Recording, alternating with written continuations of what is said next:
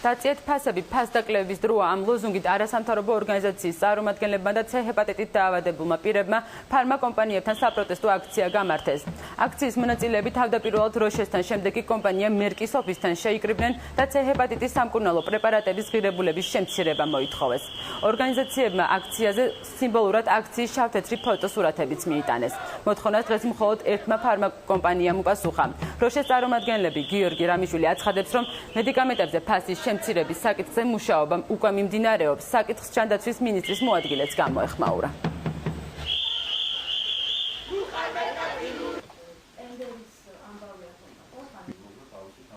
და მერკი არის ორი კომპანია, რომელსაც აქვს პეგილირებული ინტერფერონი, სხვა კომპანიებს არ აქვს პეგილირებული ინტერფერონი და ისინი ყველაფერს ცდილობენ, რომ ფასი დაიჭირონ. ანუ 15 წლის განმავლობაში $15,000 აქვს დაჭერილი, 50% გაქვს შანსი რომ გაყიდო სახლი და ეს $15,000 გადაიხადო, რომ ვერ განიკურნო.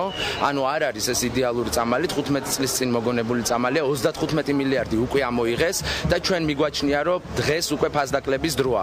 ჩვენი უამრავი მეგობარი შეიწირა C ჰეპატიტმა და ამის უპირველესი პირობა ისაა, რომ ქვეყანაში ფარმაკომპანიების სიძუნწის გამო არის საკმაოდ დიდი ფასები, ისინი არ აყლებენ ფასს, ამიტომ ჩვენ მოქალაქეებს არ აქვს საშუალება, რომ იმკურნალონ და ეს არის ჩვენი სურათები უკვე მიცვალებულის ფორმით, იმიტომ ჩვენ თუნდაც ინფიცირებული ვართ, რეალურად როდის დაგვიდგება ის ფატალური დღე, როდესაც ჩვენც მოგვიწევს ამ ქვეყანიდან გასვლა, არ ვიცით. ჩვენი კომპანიის მიერ წარმოებული პეგილირებული ინტერფერონის წარმოების ბოლო ფაზის გადმოტანას გვეგმავთ საქართველოში, რაც მნიშვნელოვნად გააიაფებს ამ მედიკამენტის ფასს. სახელმწიფო სტრუქტურებში კიდევაც მიმდინარეობს კონსულტაციები ფასებთან დაკავშირებით სათავო ოფისთან და მე მგონი, რომ სადაც წლის ბოლო კვარტალში, მეოთხე კვარტალში ჩვენ უკვე შეიძლება ბაზარზეც კი გქონდეს საქართველოში რეგისტრირებული ქართული წარმოების პეგილირებული ინტერფერონი, ეს მედიკამენტია, რომელიც არის გვაკუთხედი C ჰეპატიტის მკურნალობის.